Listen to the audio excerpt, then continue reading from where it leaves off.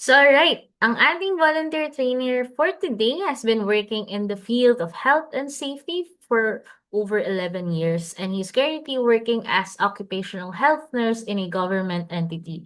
And he also specializes in occupational health, industrial hygiene, and food safety. So, basically, yung ating trainer today is well-versed sa topic na i-discuss natin today.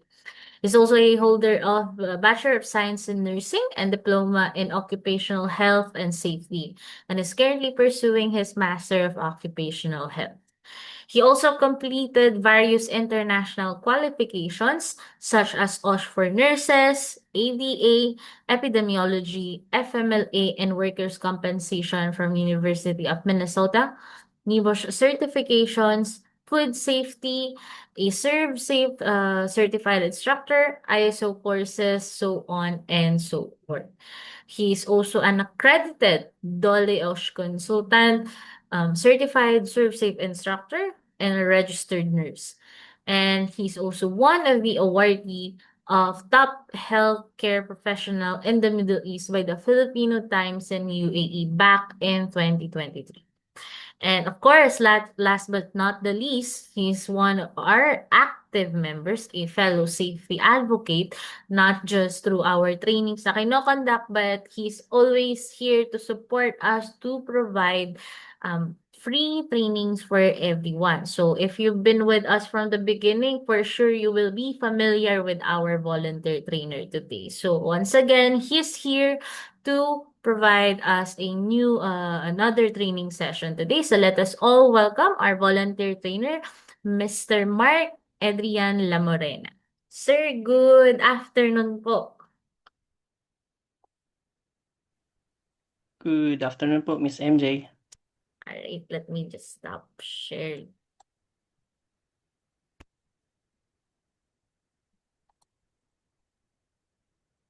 Yeah.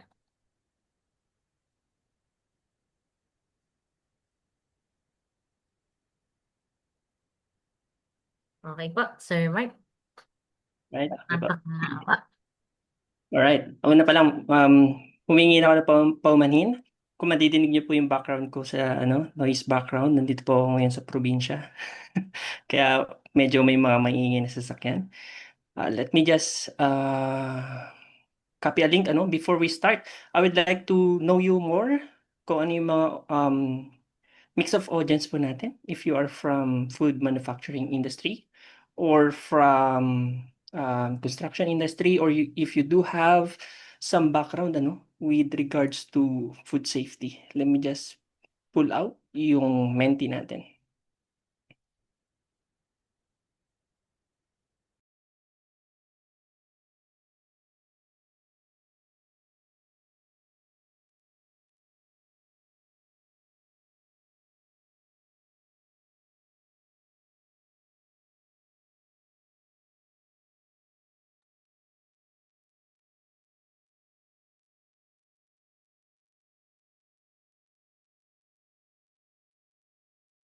Miss MJ, lang, hingi lang permission to turn off my camera.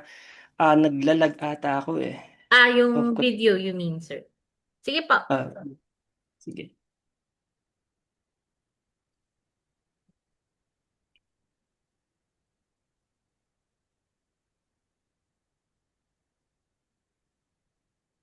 Alright, nag-send po ako ng Mentimeter or link. Could you please click lang po yung link and then lipat po, sorry, hindi po kayo alis sa Zoom. However, dadalhin po kayo niyan sa isang website. Sagutan lang po natin yung mga isasagot natin doon. Let me present, para makita din natin yung makita rin ng mga yung mga nanonood from the Facebook. Present ko lang din.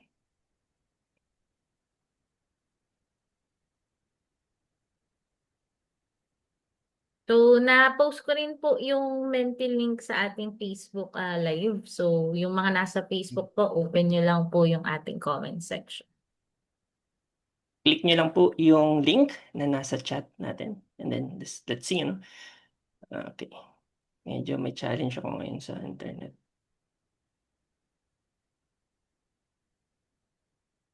Yan, or you can scan po yung QR code natin. Scan lang po natin. Check natin kung meron na bang mga, yan. And let me know, ano, kung meron kayong issue sa pag-access po ng Menti natin. If nasa Facebook po kayo nanonood, you can scan the, ano po, no, the, the code, or you can click po yung, ano natin, yung link.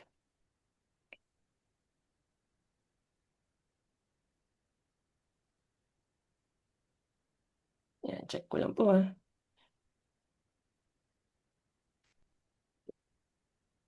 Sige, bago natin start, bigyan ko po kayo ng 1 minuto. Ayan, 6:24. Start tayo. Click nyo lang po yung link.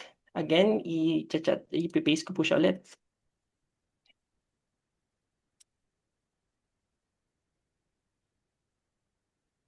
Or pwede po kayong pumunta sa menti.com and then paste nyo lang po yung code.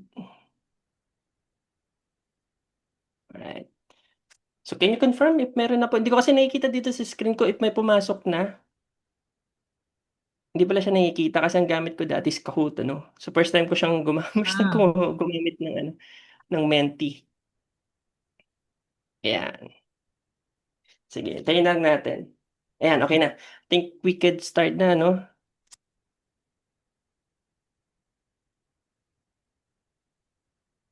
Yes. Oh, sorry.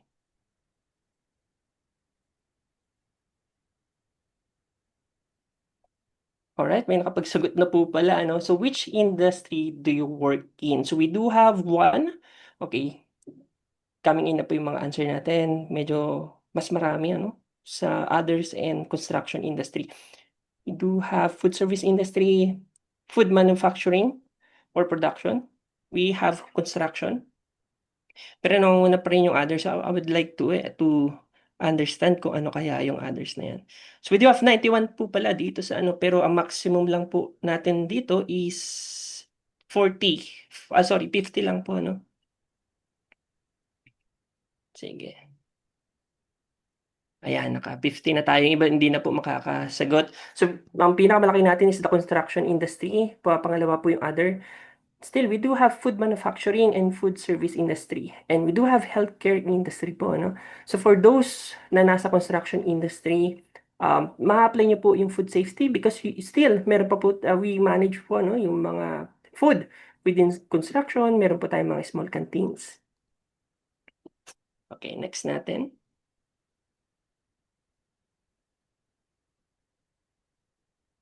So what's the first word that comes to mind when you hear the word food safety? Law, contaminations, cross-contaminations, diseases, food poisoning, ano? Ang pinakamarami, cross-contamination. Yes, that's one of the concept with regards to food safety. Cross-contamination. Yan yung unang-una nating binabantayan. Cross-contaminations. We do have accidents, foodborne or outbreaks, accidents. Contamination, same with cross-contamination. Compliances. Yes po, mahalaga yung compliances natin dito po sa Pilipinas is medyo malawak din po ang law with regards to food safety, ano? And I do apologize, ano? Kasi medyo na-focus ko yung attention ko with regards to the law sa Pilipinas. So hindi ko na-realize na we do have participants from overseas po, ano? So again, pagpasensyaan nyo na po siya, but still magagamit nyo po yung matututunan nyo ngayon pag nag-for good na po kayo dito sa Pilipinas. So pinakamarami cross-contaminations. Safety, for food safety. Ano pa ba nandito? Bacteria. Yes, maano natin yan, mapapadaanan natin. Proper food handling, napakahalaga po niyan. Halos partner po yan ng cross-contaminations. Alright, standards. Yes, we do have PNS, Philippine National Standard in relations to food safety. So, medyo mapapapiwan natin yung mga standards na yan. Public health. Yan, nakakatawa, meron tayong public health. Si occupational health and safety, si food safety, they are under in one umbrella lang po, ano? Nasa isang umbrella po tayo, na under tayo ng public health. Si occupational health and safety focuses on the health, yung public health na audience is within the workplace. Si food safety man, you can apply that within the workplace and also in the public health perception din, ano? So yung discussion natin is more of a perspective of a public health practitioner, ano. So, medyo general po siya, hindi na masyadong nakapokus on the workplace, but still you can apply the principles in the workplace. Next natin.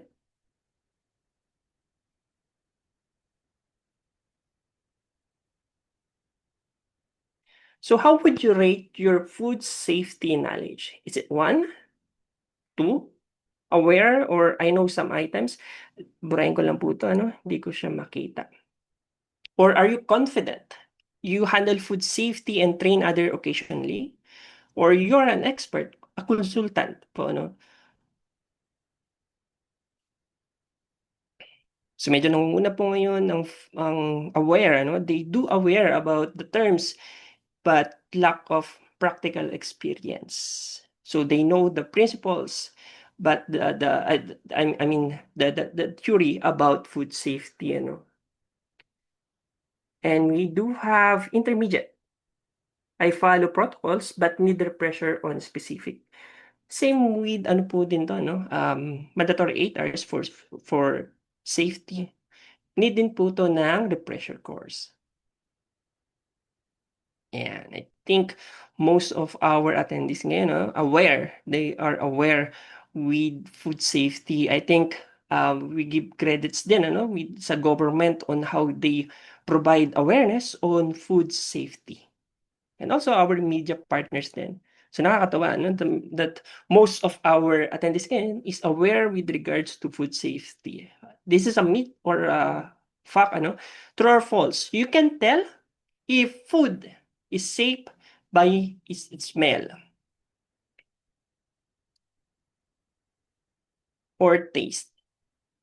Sabi nila, malalaman mo daw kung safe ang pagkain base sa amoy at sa panlasa. I think majority, sabi nila, is true. Yes. So 18. Sige, wait pa natin iba. Meron naman pong 3 na nagsabi ng false. Sabi nila, hindi mo daw masasabi na safe ang pagkain base lamang sa amoy or panlasa. Yan, 27 and 30, 31. We have 31. So I think majority ang sabi is yes. Sabi nila masasabi daw na safe ang pagkain base lamang sa amoy at panlasa. So let's see, ano.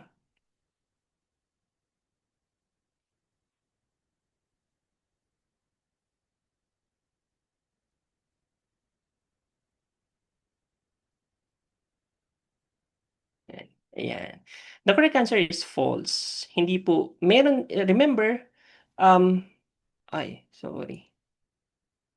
The correct answer is false. Hindi po natin masasabi na yung pagkain is safe base lamang po yan sa panlasa or pangamoy. Remember, meron po tayong mga bacteria na odorless, colorless, and tasteless.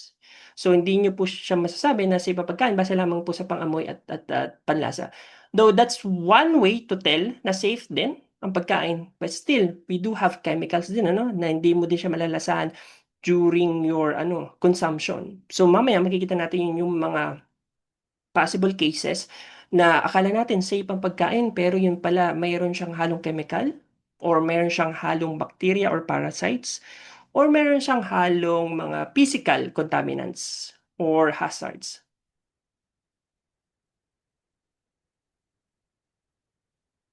Next question po natin, sorry, I think nagkakaroon lang ako ng technical problem, ano. So, the 5 seconds rule, sabi nila, wala pa 5 segundo, pwede pa to. Is it true or false? If you pick up drop food within 5 seconds, it's safe? Is it safe po ba pagkain na pag nalaglag na sa lupa or sa floor, is safe na po siyang kainin? So 28 out of 33 out of 33 na sumagot, ang sabi ay false. Yes po. Mostly ang food contamination is instant. So, hindi po nag-a-apply dyan yung 5 seconds rule. Once nabagsak na po yan, possible po, no, na contaminated na yung kinakain natin. I think that's the last, natin, ano. So, thank you, for participating sa ating Menti. It allow me to assess your current knowledge and your current industry, ano. Now, let me present yung ano natin, proper presentation.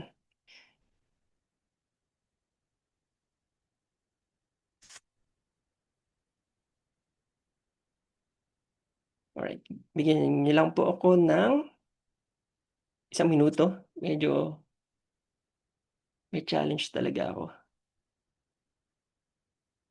Clear naman po yung audio ko, no? Hindi naman siya naglalag. Can you confirm po? Clear po, sir. Clear po. Okay, sige. Pero Miss MJ, yung screen po ba is naglalag din? Kanina okay naman po, sir. Siguro baka kasi online yung menti natin. So, baka pagka itong sa mismong presentation natin, since PowerPoint na mismo, baka hindi na naman po. Sige. Sige, sige. Thank you for confirming, Miss MJ, ano? Sige. Ano ko lang.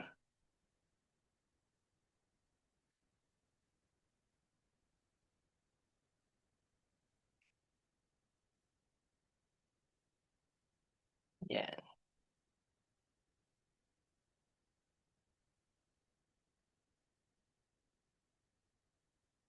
Yan, mamaya, base dun sa ano natin, sa assessment, ano, malalaman natin kung ano ba yung mga pagkain. Bakit with with the current Food Safety Act of 2013, napatupad na siya 2013. We still have yung mga outbreak, lalo na sa mga school canteen. Bakit ba mas prone ang mga school children with regards to food poisoning? Yan. Can you confirm po if kita na po ang screen? Yan, sir. Loading pa pa. Okay, sige. So may challenge talaga ako. Ayan, okay na po. Alright.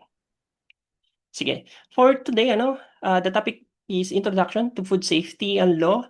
If you want to dive in, for the full syllabus with regards to food safety, 8 oras po to. It's a requirement under the LGU, na all of the food establishment or all of the personnel handling, preparing, and serving food must undergone, yung food safety or the basic food safety for food handler. This is an awareness lamang po. We do have 1 hour to discuss, so I need to compress yung mga information na yung mga juice ng information sa inyo. So for today, before that, I would like to, yeah, disclaimer lang po, the opinions expressed are sarili ko siya, derived from my experience, and should not replace the organization-specific risk management or the audit. Pangalawa, this is not a legal or regulatory advice. For food safety law, nagkakaiba po yan sa mga LGU jurisdiction. So we do have the Food Safety Act of 2013. However, down to level of LGU, medyo iba-iba po yung interpretation or implementation with regards to food safety in relations to compliance. Again, the content reflects current knowledge at the time of presentation and may be subject to change. Alam naman natin, food safety is a continuous process. Naglabas ulit si Codex ng new update, yung food code, even the FDA in the US, naglabas din sila ng food code of 2022, So depende po yun kung ano po yung nalaman nyo ngayon after 5 years, pwede pong ma-change siya or mabago din. Hindi naman ganun ka, major but minor, This presentation is for educational purposes only and does not substitute, for official food safety regulations. For our training objectives, 4 lang po yan. Una is to identify the key regulatory agencies overseeing food safety in the Philippines and describe the step-by-step process for obtaining the food safety compliance officer certification. And then we will focus on the 3 kinds of hazard in food safety. So yun lang po yung madidiscuss natin ngayon given the time na allotted tayo. Una, analyze the source of physical hazard in food, recognize their potential health symptoms, and implement appropriate prevention and control measures. Pangatlo, evaluate the common source of chemical hazard in food production. We need to correlate the exposure and also the prevention with regards to chemical hazard in food. And last po, ano, we need to classify yung mga biological hazard by their origins. We'll have to diagnose the symptoms and how we can prevent the spread of this hazard. So ngayon pa lang, alam niyo na kung saan iikot ang ating discussion. It's the three hazards in food safety. Sa safety, occupational health and safety, we do have the physical hazard, chemical hazard, biological hazard, unsafe conditions. So medyo may naiiba lang ng konti. It's same principle, but with regards to food safety, may konting pagkakaiba lang. In occupational health and safety, we want to protect the employees' health, and protect them from any injuries. In food safety, we want to make sure na yung food, so we want to focus on food, na hindi siya contaminated or it can cause foodborne diseases or illnesses sa mga tao. So sa occupational safety, we want to protect the employee or the people. Sa food safety, we want to ensure na wholesome yung pagkain. Ayan. So medyo ganun po yung atake ni food safety. So what is food? So unang-una, let us define what is food. According to Merriam-Webster, food is any material consisting essentially of protein, carbohydrates, and fat used in the body of organism to sustain yung growth, yung repair ng mga tissues natin, and vital process to furnish energy. Yan yung energy natin, yung food natin. And also, it help prepare yung mga tissues natin. So, yun yung definition ng food. Kaya nga sabi, if it's not safe, it is not food. Kung hindi siya ligtas kainin, hindi po yan pagkain. So kahit na maganda yung pagkakapresent, mukha siyang masarap kainin, pero kontaminado siya ng chemical, hindi po yan pagkain. Yeah. Oh, Miss MJ, sorry, nakalimutan kong inform kasi tradition ko na nagana ng certificate. So, I would like to explain lang sa ating attendees. Nakalimutan kong gawa ng questions. However, if someone can identify this powder correctly, so we will give them a certificate sponsored by the PILSA and the trainer po Can you guess po kung ano tong powder na kaya to? Kasi ito yung magiging case study natin. Chat lang natin. Sige. There's no clue. Based on the based on the physical, um, sorry, physical appearance. So we do have melamine, cornstarch flour. Sige, check ko lang Medyo So, may challenge lang ako. oo. Kamay, ang una ho, si Sir Jimmy, sagot niya is sugar. Si Sir Felmer naman, salt. Miss Claire, Salt. melamine. Ah, Okay. cornstarch, flour, vetchin, baking soda. So, bale, iba-iba yung mga sagot natin. Iba, So, di ba have MSG Mm. din? MSG. Sugar. Sugar. Baking soda. Okay. Sige. Um, Detergent powder, rice flour. So based on your perception, with that, based on your perception, I think mahirap talaga siya.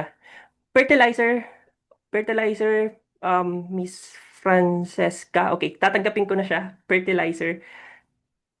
Okay, tatanggapin ko na siya. Yes, this is kind of fertilizer, but kung mas maganda sana kung mas specific siya. Pero sorry. Sorry, pesticide pala. Pesticide siya, pero mas malapit naman siya with the fertilizer. So this is kind of pesticide. So magiging natin yan with our case study. So based on your perception, walang label. So occupational health and safety, ang unang-una with chemical handling, 'di ba, kailangan natin ng label. So here, hindi pa siya nagde-next. Ayan. So here, So, pag napasok kayo ng mga food safety training, I think madalas na ina-example yung sa Bohol, Sa Bohol. So, at least 27, ito yung pinakamalala na nangyari in school settings, At least 27 elementary school children yung namatay and another 100 plus po yung na hospital after eating yung kasaba or um, yung root nung kasaba, And then yung nagluto sa canteen, sinabi niya, safe po yung kasaba cake namin. Kinain niya after, namatay din. Kasama din po siya sa namatay. Upon investigations, Nung una, inakala is from the kasaba kasi alam natin na may chemical si kasaba. However, upon investigation, nagpunta sila dun sa bahay. Ang nangyari, yung dating pinaglalagyan ng asukal is pinaglagyan ng pesticide. Ang pangalan ng pesticide is carbamate. Carbamate, yung pangalan ng pesticide. Mukha siyang asukal. Tama naman kayo, mukha din siyang salt, mukha din siyang flour, mukha din siyang soda. So yun yung naging nangyari na halos sa kasaba, napakain sa mga estudyante, namatay yung mga estudyante. Um, Even yung may-ari is namatay. So that's one of the major cases with regard to food safety in school settings. Ano. So napaka-importante, one of the principles in food safety is you put label. Hindi din natin inahalo yung mga chemical dun sa lagayan ng mga pagkain.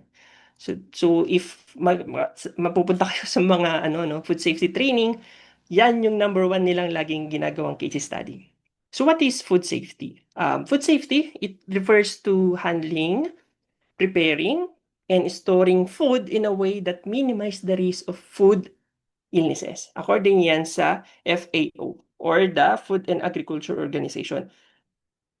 Sir, ano yun? So, si food safety is cover niya when you handle food, when you prepare food, or even when you serve food. It cover food safety. Sir, sa workplace lang ba ito nangyayari? No, even sa bahay nyo, as long as you prepare food, you store food, or you even handling and serve food, kailangan po i-apply natin yung food safety principles. So that's the meaning of food safety. Kaya sabi ko kanina, if yung pagkain is hindi safe kainin, hindi po siya pagkain. If it's not safe to eat, it's not food. Now, let's discuss the Food Safety Act of 2013.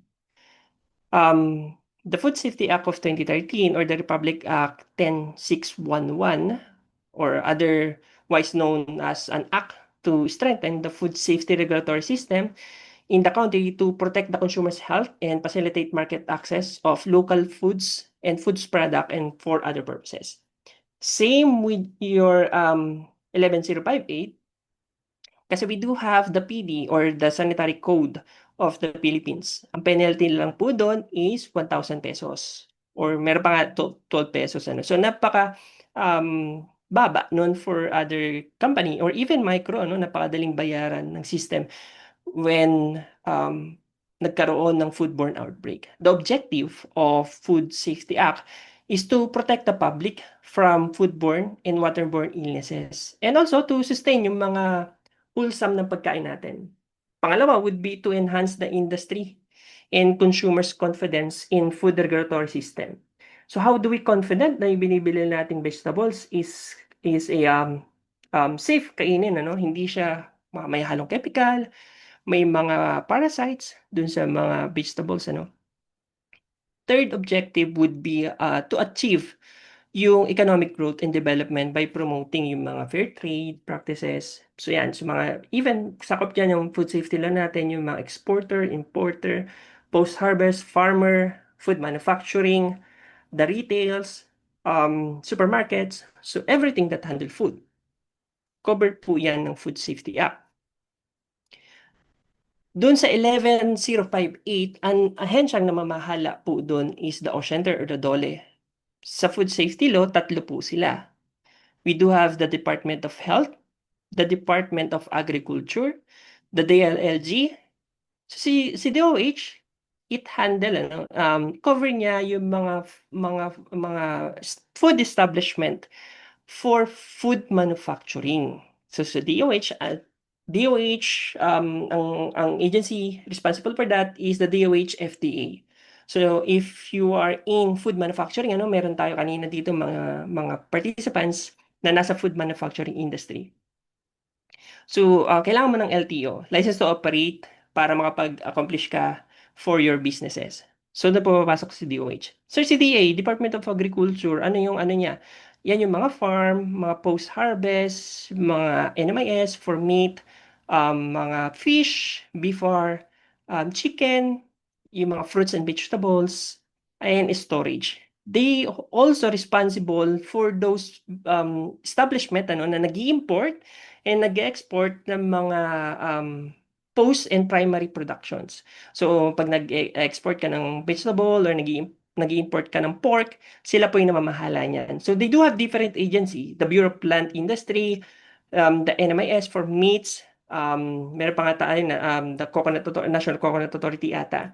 So meron din silang different agency to oversee yung mga food production in the Philippines. So how about CDILG? CDILG po is handling yung mga LGU natin or the local government unit. Yung mga munisipyo, provincial, malaki ang papel ng DILG. Bakit po? Kasi each LGU, meron na ba dito na kapag-try na anong kailangan po natin? If you are in the food establishment, kailangan mo ng sanitary permit.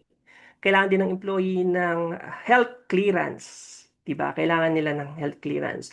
So, depende po sa interpretation and implementation ng LGU. Some LGU requires na mag-training ka muna ng food handling, the basic food safety for food handling. 8 hours po yun, 8 hours siya. Before you can apply for health clearance or sanitary permits. Yung iba naman, hindi po siya napapa-implement. Wala pong ganun. So, again, depende po yun sa LGU nyo, kung nasaan man po kayo. That's the three agencies. Sa Occupational Health and Safety, the OSH Center po, Now, I would like to introduce you sa food production chain. Ayan yung tinatawag nila na from farm to fork or farm to table. So, sir, ano to? So, from harvesting, kung isda man yan, or meat, or poultry, or vegetables, it will go to processing. Ano yung mga processing? If we apply, even yung karne, lagyan mo lang siya ng asin, that's called processing na. Pinrases nyo na siya. If nilagyan nyo na siya ng smoke, in-smoke nyo siya, that's processing. If you had chemical or anything, dun sa raw product, under na po siya ng processing. However, there's still gray line between the DA and the DOH for food manufacturing. Kung ano yung sa kanila lang. Once they're done with the food processing, they'll go with the storage or distribution. Then pupunta na po sila sa restaurant or the retail sa SM. After the restaurant, yan na po yung cooking. Cooking and serving na po siya. For retail, pupunta na po siya sa home consumer. But for the three agencies, hiwalay po natin tong home consumer po, and home preparations. Hindi na po yan sakop ng LGU. Now, for the primary production, naganga siya. For the primary production, yan po is under ng Department of Agriculture. If your food establishment is under the agriculture, pag-aalaga ng mga baka, or pagkakatay, slaughtering, post-harvest, other po yan ng Department of Agriculture. So nakikita nyo dito, meron tayo ditong naka-gray yung color ng distribution. So may mga processes kasi or flow na hindi na po dumadaan sa process. For example, yung mga fruits and vegetables, rekta na po nila yan sinesale sa mga restaurant or retail or any storage. Under po yon ng DA. Under po siya ng DA. Except if na-process po siya, dumaan po siya ng processing sa ibang agency na po siya, which is under po siya ng under po siya ng Department of Health. Specifically, FDA. So sa FDA lang, under the Food Safety Act, siya yung nag-handle for food establishment. So food processing, food manufacturing, under po siya ng DOH. At yung natitira, except for the home consumers, is under na po siya ng LGU. So if yung business establishment nyo is restaurant, canteen, school canteen, retail, coffee shop, iced tea, anything that relate to food, relate to preparing, handling, and serving food, under po kayo ng LGU. Again, different LGU, different city ordinance. Yan. Sa city ordinance po papabasa ko ano yung mga requirement nila. Then I would like to introduce you with the Food Safety Compliance Officer.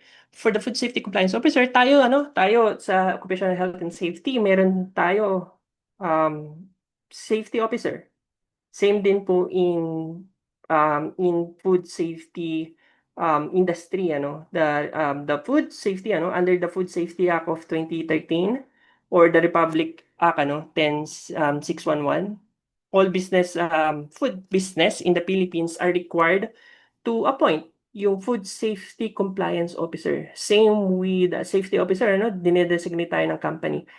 This is crucial step in ensuring that the food establishment complies with national safety standard and protect yung mga consumers from public risk natin.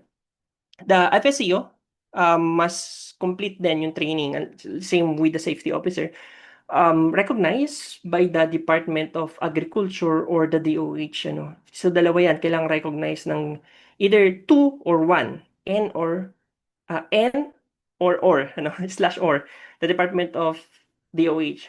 This is to ensure they have the knowledge to implement proper food handling, storage, and hygiene practices in their establishment. So having kasi yung trained FSCO, tinatawag natin silang FSCO, businesses not only follow the law, but also demonstrate their commitment to food safety. That's why they reduce the risk of contamination, foodborne illnesses, and legal penalties. Ito nakikita nyo to is the sample of certificate of registration.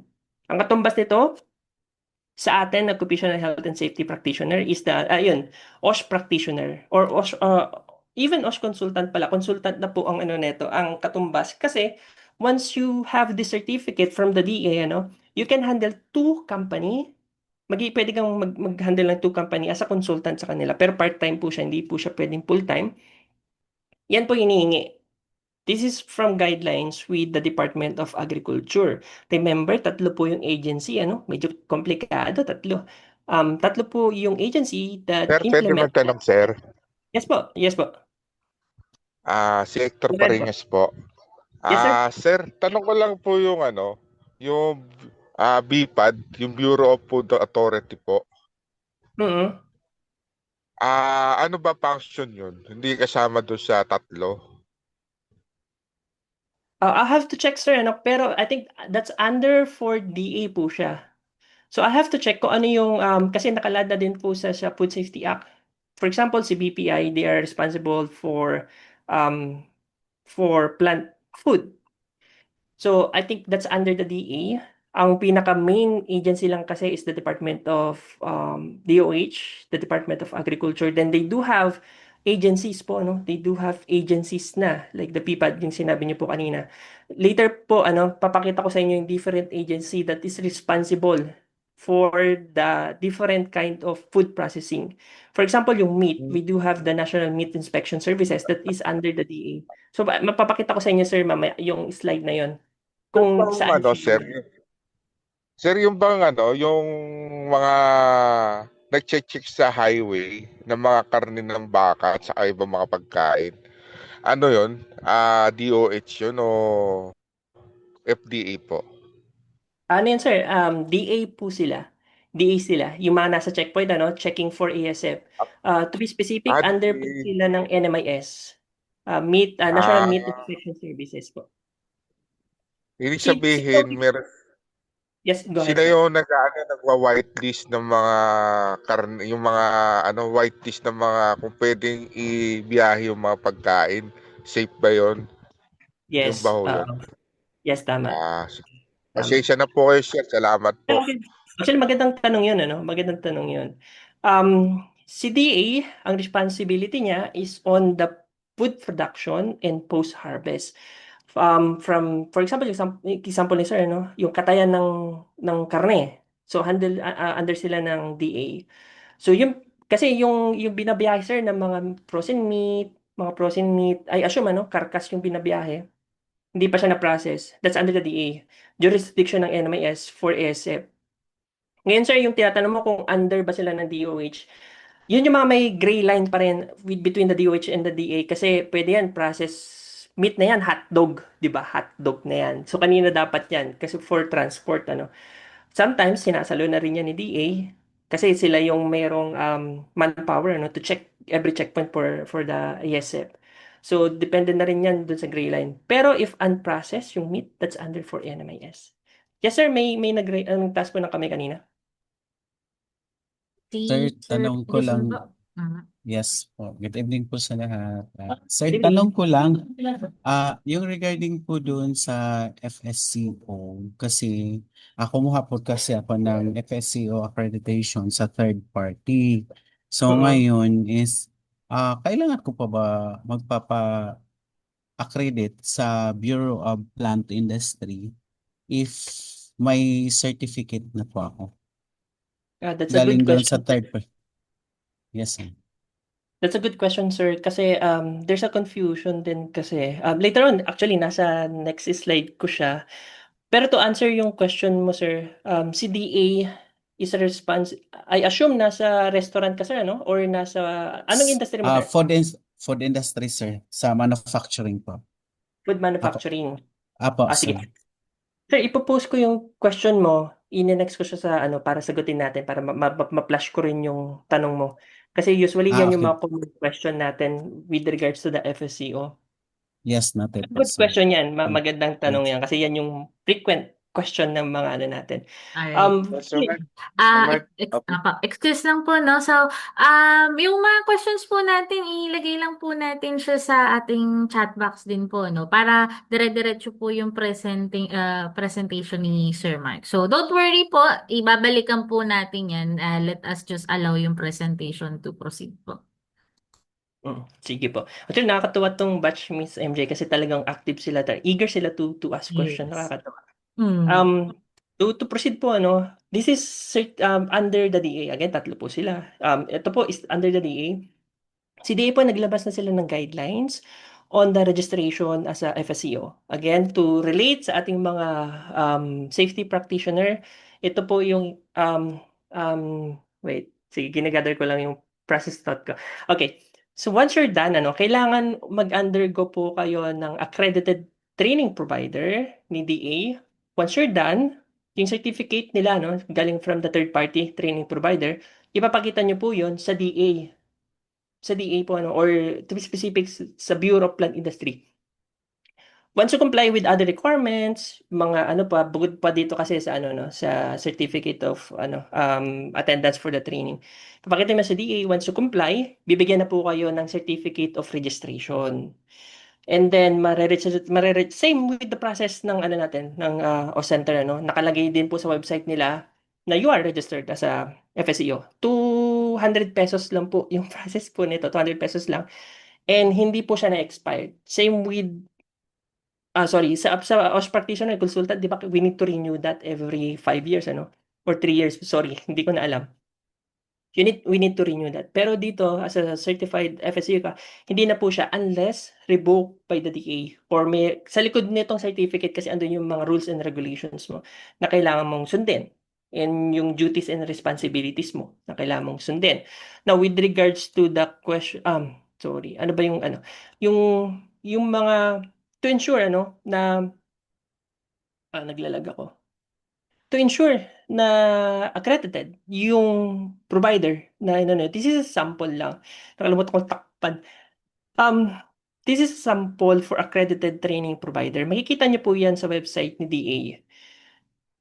To check, ano, kasi may mga nag-offer na baka hindi kasi accredited. They are only recognized by the LGU but they are not registered. Sorry. They're not accredited by the agencies, ano. So you'll have to check that. You can visit yung website po ni DABPI. Hindi siya nag-next. You can visit the website of DABPI to ensure. Now, with regards to the food manufacturing, yung kay sir, under po siya ng food manufacturing. Again, under siya ng food manufacturing. So, under siya ng DOH FDA, ano. Naglabas po ng guidelines si FDA for Administrative Order 2020, series of, sorry.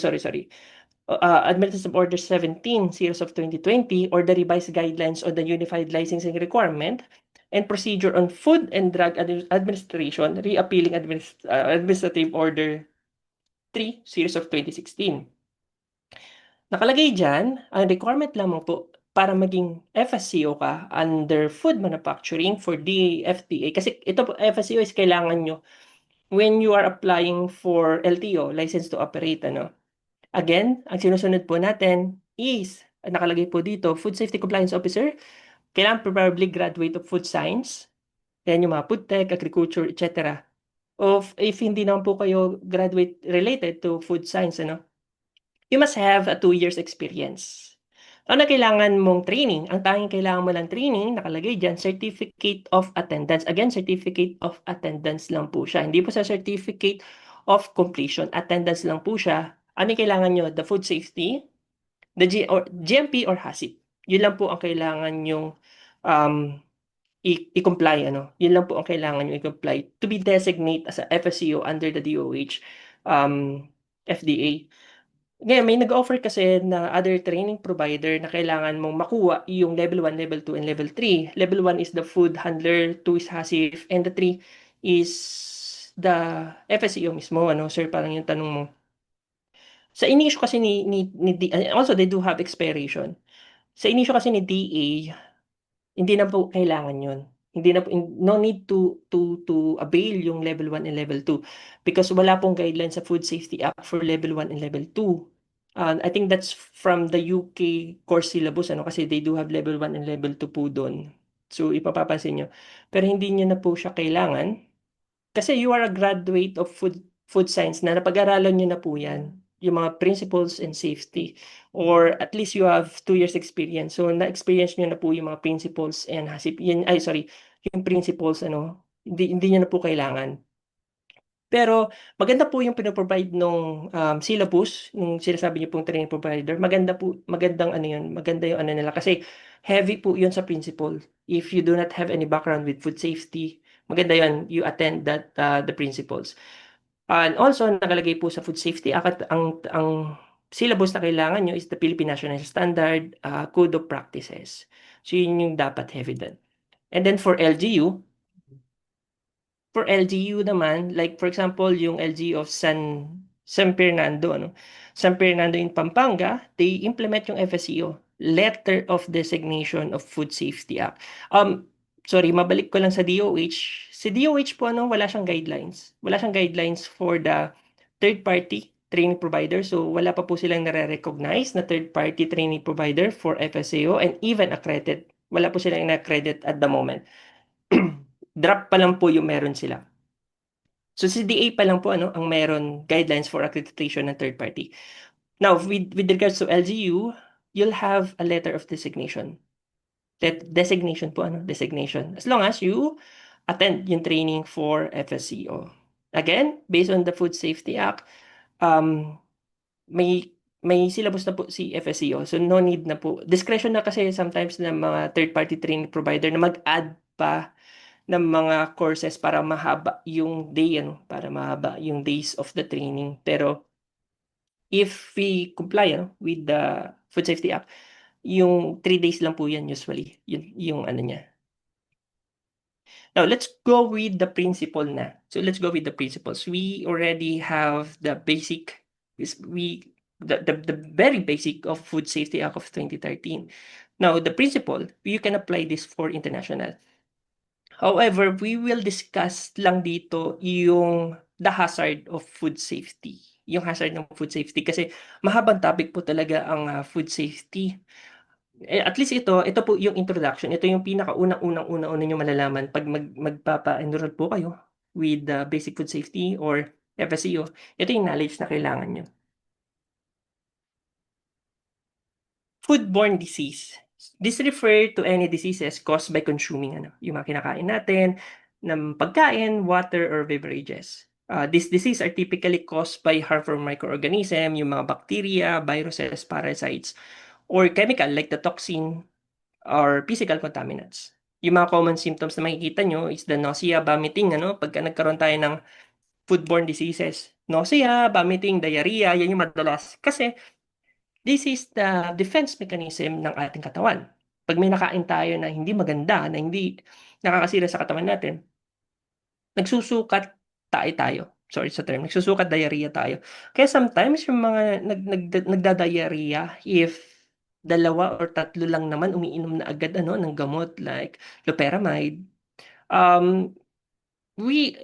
for my personal opinion lang, I discourage yung pag-inom agad ng loperamide if 2 o 3 lang kasi that's your body telling you na mayroong foreign object sa katawan nyo.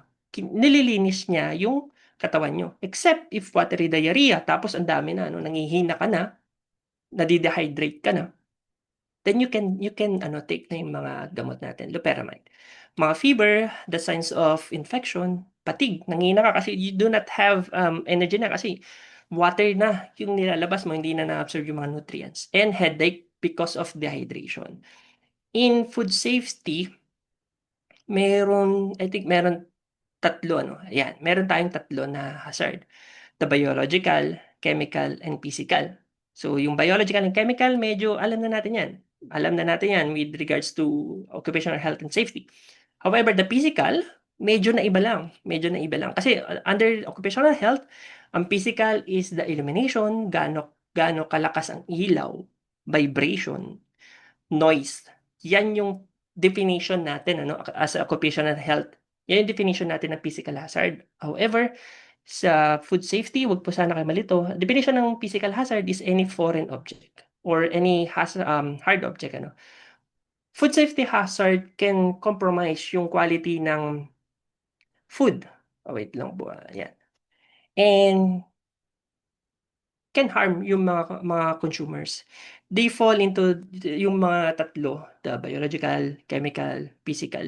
Under biological hazard, yung mga sample niyan, yung mga parasite, bacteria, viruses, these are the living microorganism that can cause foodborne illnesses. I'm sorry, I would like to correct myself. Pathogens. Pag sinabi mo kasing microorganism, it can be good or bad microorganism. Pero pag sinabi natin pathogens, these are the bad. Ito yung mga masasamang microorganism. Like parasites, yung mga also bacteria, yung mga salmonella, in raw chicken, E. coli, or yung mga undercooked beef. Ano yung mga viruses? Yung norovirus, dahil hindi ka nagugas ng kamay, nanggaling ka sa CR, nugasan mo yung sarili mo, then hindi ka nagugas ng kamay, nag-handle ka ng food, ano ba yung virus? Hepatitis A. Hepatitis A, they do have a case sa US, food hunter siya. Ano siya, hepatitis A positive siya, pero hindi niya alam. Nag-chop siya ng salad. Alam naman natin salad is hindi na siya nag-undergo ng process ng heating. Isa-serve na siya na fresh, di ba? So, nag-positive siya ng A, then during the health check-up, positive siya ng A, ginawa ng company. Nag-trace back sila nung mga nag-dine in dun sa restaurant. Then what they did is they offer a hepatitis A vaccine, ay ang gastos nun, ang isang shot is nasa 5,000 or 2,500 pinakamura, kung swerte ka makakita ka ng 2,500. Ilang shot yun? Dalawa. So 5,000 per head. Kung ang kumain sa'yo is like for example 70, so ang laki nung ano mo, indirect cost mo with regards to food safety. This hazard kasi can thrive in improper temperature, di ba? If hindi na maganda, pag yung temperature mo is tinatawag na nasa temperature danger zone, mas mabilis kakalat yung mga biological na bacteria, parasites. Also yung mga poor hygienes natin. Hindi tayo naghuhugas ng kamay, hindi tayo naliligo, or yung mga practices ng mga employee, cross-contaminations. For chemical example niyan, mga pesticides, yung mga natural na nasa halaman or nasa mga ginagamit, mga natural na marine toxin, ayan, yung mga fish, di ba?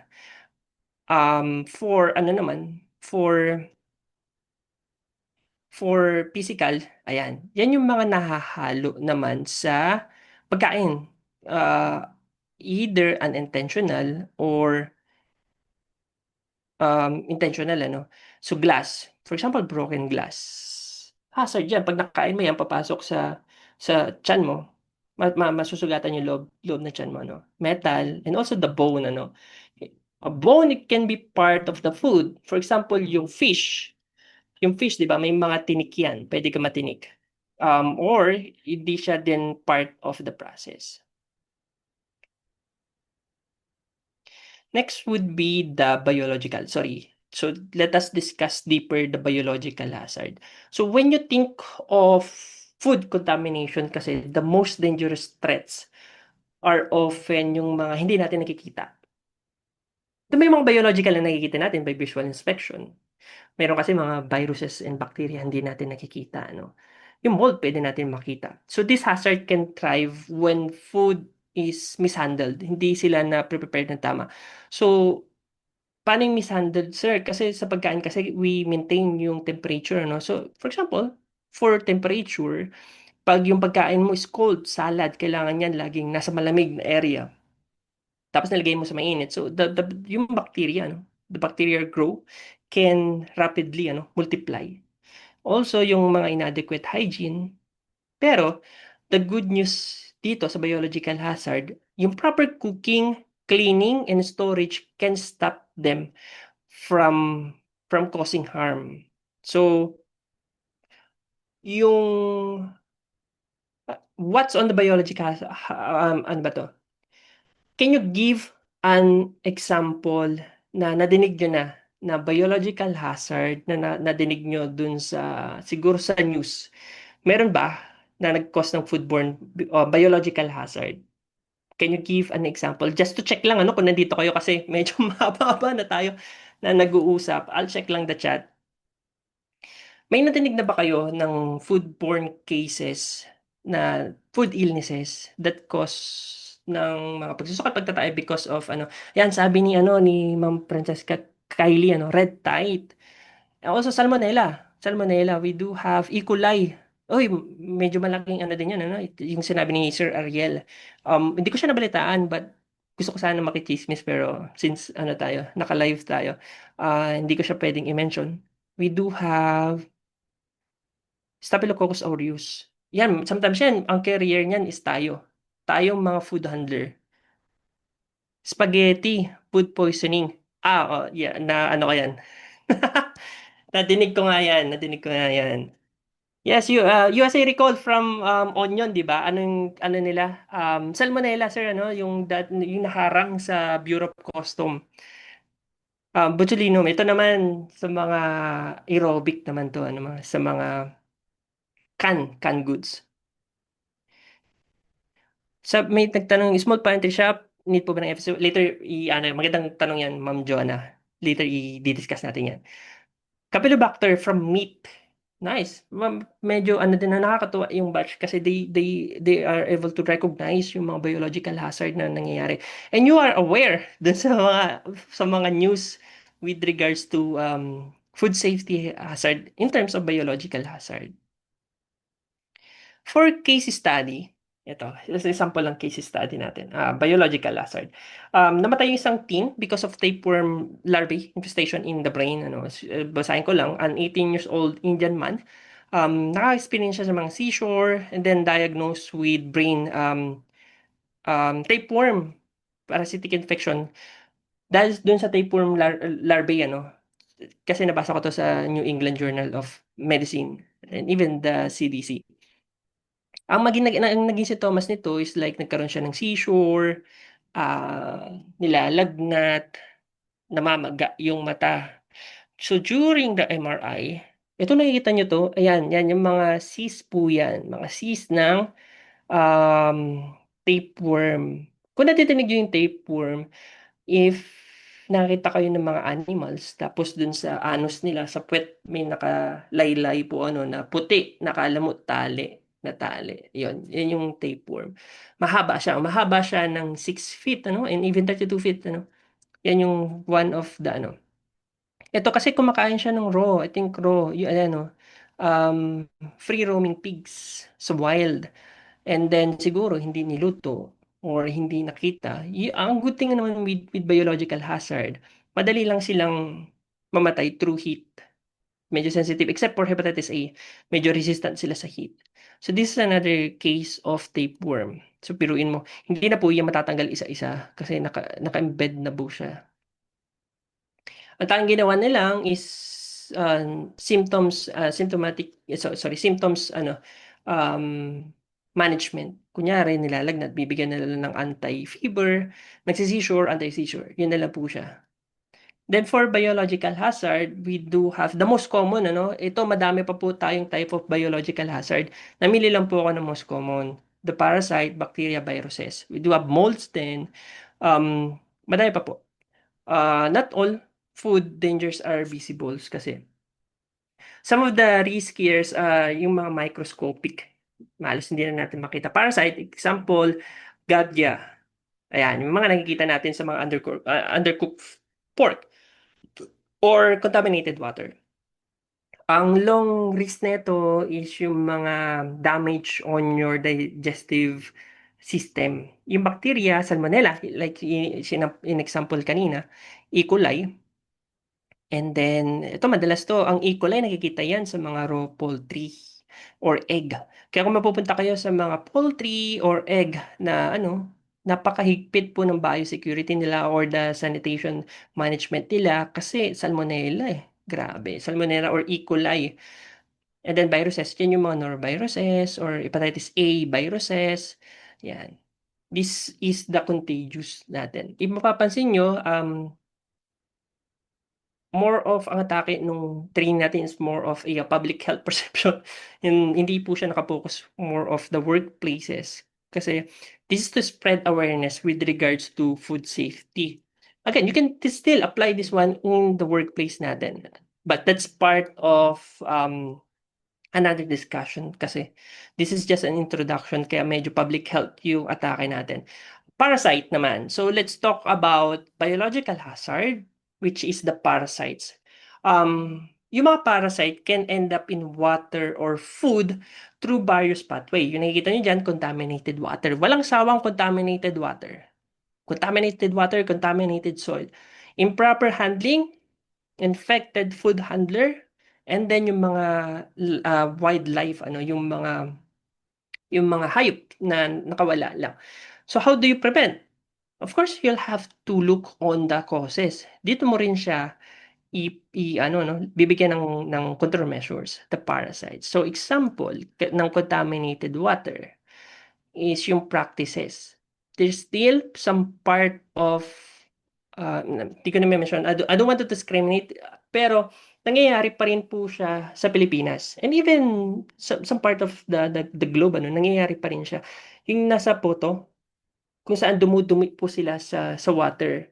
If infected po si tao or si person, iikot lang po yung cycle niyan. Iikot yung dumi na contaminated either ng mga cyst, parasite egg, or animal can enter the water source, yung mga river, lakes, or well through untreated sewage or yung mga agricultural runoff.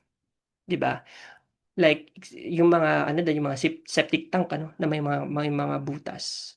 So for example, yung mga Giardia, they can spread through contaminated drinking water or recreational water. Yan. Kung saan sila umiinom, doon din sila dumudumi. So that's a bad habit. So that's how we can contaminate yung water. Ano pa? Yung mga irrigation contaminated with irrigation with contaminated water. For example, yung mga crops watered with parasite that become contaminated. Madalas kasi practice din is the night soil.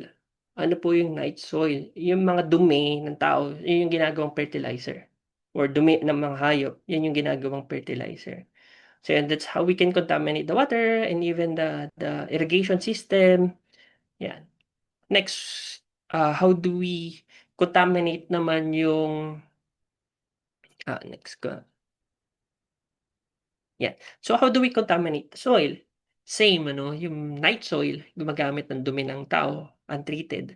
Or yung mga basa na dumi ng hayop or ng poultry, contaminated with E. coli. So yun, contaminated soil parasites, for example, ascaris from animal or human feces can persist in soil and adhere to, kakapit sila dun sa raw vegetables or fruits, for example, lettuce, strawberry. Pwede rin yung mga kamay ng mga farmers, then they transfer during the harvest. For example, contaminated si farmer.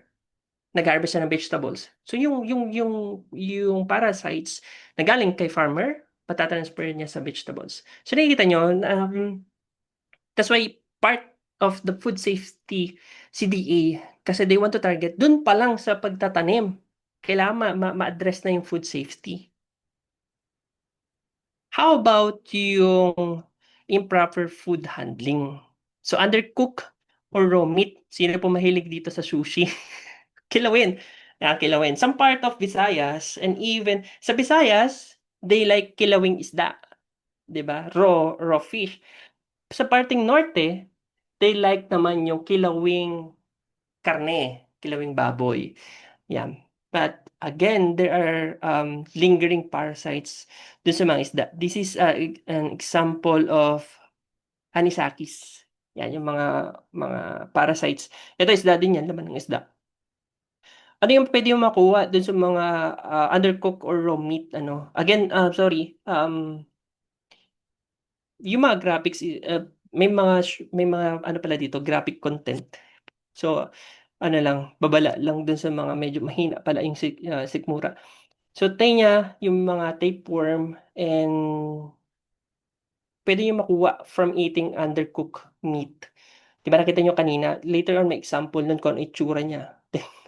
Sana hindi po kayo kumakain ng spaghetti ngayon or ng pansit or anything noodles po. Pagpasensya nyo na hindi ako nakapagbigay ng warning. Also, for cross-contamination, for example, nagkakat sila ng ganito, contaminated na isda. Then, yung knife na ginamit dun sa contaminated na isda, ginamit po dun sa vegetable or salad. Pagka ganun, kasi yung salad di mo nalulutuin. So, natatransfer. That's how we contaminate yung mga that's one way para maka-enter yung parasite in the food, so yung mga improper handling natin. It's very important na i-train natin yung mga food handler natin. Again, infected food handler. So one of the most dangerous food safety risks, hindi naman nanggagaling sa pagkain, but on our hand, sa kamay po natin nanggagaling. Kaya one of the policies sa company, pag may sakit ka na or sa family member mo may sakit na, hindi na po natin pinapapasok. That's one of the risk po natin, the food handler, infected food handler. Kasi yung hazard, mamaya hindi siya naglinis ng kamay or bumahing, tas nag-handle siya ng food, napapasa po doon sa pagkain. Now, common parasites for foodborne diseases. The tapeworm, usually ito kinukuha doon sa kabilang butas eh. Sorry, sa kabilang butas yung term ko. Pero ito sa bunganga nila kinuha. Humaba pa to ng 6 feet, ano? However, may ulo po yan. Pag hindi po natanggal yung ulo ng tapeworm, after 3 months, babalik din po yan. So, napaka-importante na pag hinila mo, makikita mo yung head. Pag hindi, papainumin po siya after 3 months ng gamot ulit. So, yung ginagawa ng mga medical practitioner, hinahanap yung ulo. Pag hindi po nahanap yung ulo, ibig sabihin nasa loob pa po siya. Gusto nyong magpapayat? May alam akong paraan kung paano magpapayat. Sabihin niyo lang po ako, sa mga may alam po tayo nagkukulture. Joke lang po. Ito na nutritional deficiencies, mga payat sila. Kasi nagkikipag-compete sila dun sa nutrition ng host nila. Pero, just a trivia lang, there are, practices na gusto nila pumayat. So, they intentionally introduce sa katawan nila yung mga parasite na ganyan. Pero, di ko alam kung ano yung parasite yung ini-introduce nila. Ito, cycle of tapeworm, public health to public health. So, how tapeworm enter the food supply? Unang-una dyan, contaminated meat. Yan, sila, For example, dito lang sila. Si human na infected, dudumi, lalagay sa lupa, makakain ng baboy. And then, mapupunta, once they eat, yung egg or larvae, mapupunta yan sa meat nila. And then, makakain ng human pag hindi luto. So, ganun lang siya. Ganun lang siya. Ito yung ulo ng tapeworm mo. Ganyan siya. May hook po siya. So, ganun lang. Makakain ng beef or poultry. Ganun lang siya. And then, ito yung example. This is for your awareness, hindi to discourage you. But I want you to visualize kasi kung ano yung itsura niya para as a consumer, you are aware na ay ganito pala yung infected na meat. So later ipapakita ko yung example. So symptoms of tapeworm, abdominal pain kasi you do have may mga parasite ka na doon. Nausea and vomiting because your body is trying to expel something. Weight loss, again, kung gusto nyo, that's only a joke. Because they're competing with your nutrients. Visible tapeworm segment. Ayan, kunyari, dumi-dumi kayo, biglang may puti, nalalaglag, tapos hihilain nyo siya, hilain nyo. Walang, hindi natatapos na paghihila.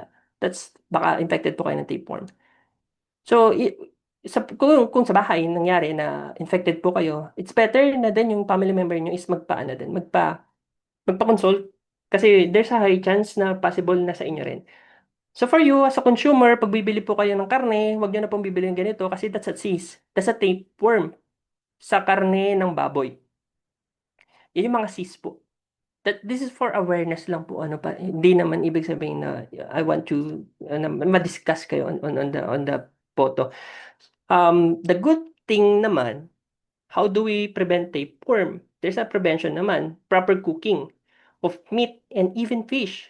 May mga proper temperature po yan, at least 63 degrees Celsius or 45 for at least 3 minutes. Yung internal po ang sinasabi ko, no? Internal temperature. So you have to check with thermometer. Sasaksak niyo po yung karne para to ensure na naluto din yung mga parasite.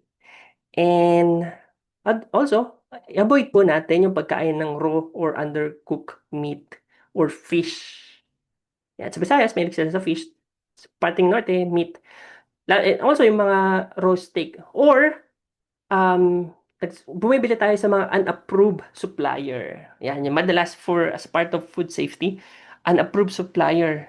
Wala silang certificate or anything na makapagpapatunay na health or ano yung ano nila. Again, we'll have to practice yung good hygiene and sanitation. Yung lagi naghuhugas ng kamay after using toilet and before and after handling food. Yan po ang mahalaga sa ating workplace. We always want to prevent fecal contamination of water and crops. Sa atin, dito sa Pilipinas, kaya napakahalaga ng papel ng DA, yung tama yung tinanong ni Sir, yung nag-inspect ng mga karne sa mga checkpoint. Napakahalaga na ang bilhin nating karne, meron siyang NMIS stamp or inspection stamp. Sa mga retail po, madalas yan sa SM, madalas yan nakalagay yung certificate, NMIS inspected. Yan, nakita nila. Ibig sabihin, they check na yung meat is safe for human consumption.